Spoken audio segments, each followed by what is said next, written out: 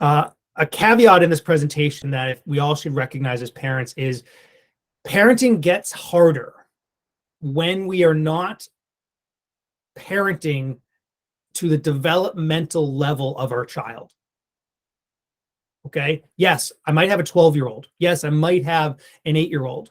But if their cognitive level, social level, and emotional levels are developmentally below that, then I need to recognize that my parenting strategies need to be more appropriate to their developmental level than their age.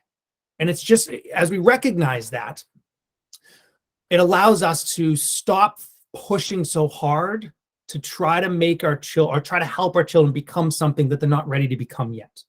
I say yet because of the developmental delay. They'll get there. It's going to take time, more time than society would like, more time than maybe we would like from time to time.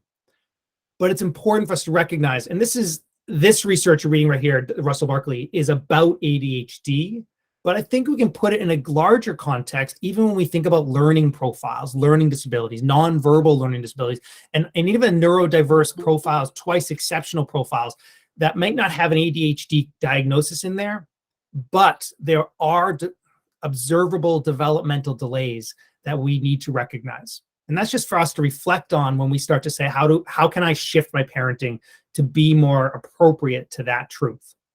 Okay.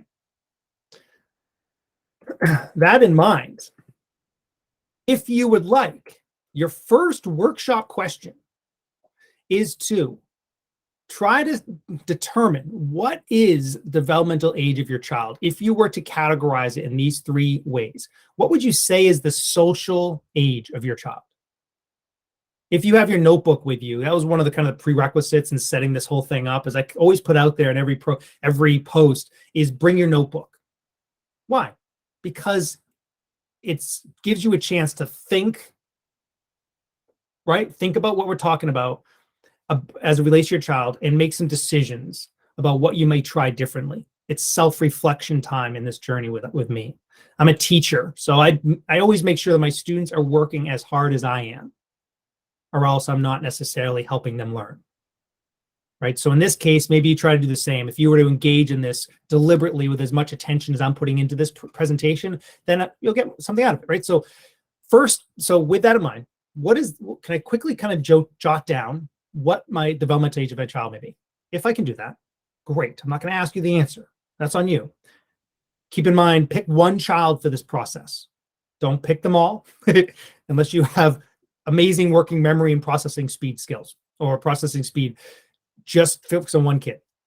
The second part of this is, if you want to take a deep dive, click on or put your phone over that barcode, and if you have this on your computer screen, if you have this presentation, this is a clickable PDF. So you can get it 2 ways. If you have this document as a PowerPoint on your desktop, great, you can click on it. If not, use your phone, grab that URL code. It'll open up this executive function skills checklist, and it'll go through 12 categories related to life skills, really. Looking at chores, ADL skills, all the way down to homework, study skills, and it'll categorize them developmentally. If you want to do that, then you can score your child in all of those areas and come up with a real applicable or a real helpful understanding of maybe where my child is developmentally and how that might help me recalibrate my parenting strategies as it relates to their journey, their development.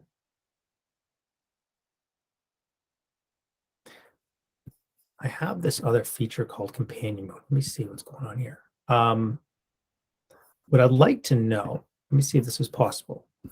Give me a thumbs up if you would like a minute to try to finish this survey or this checklist. Can you do that?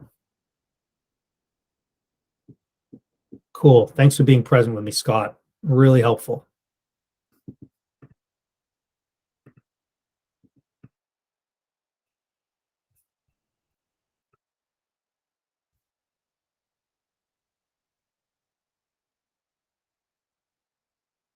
And then give me a thumbs up when you're done.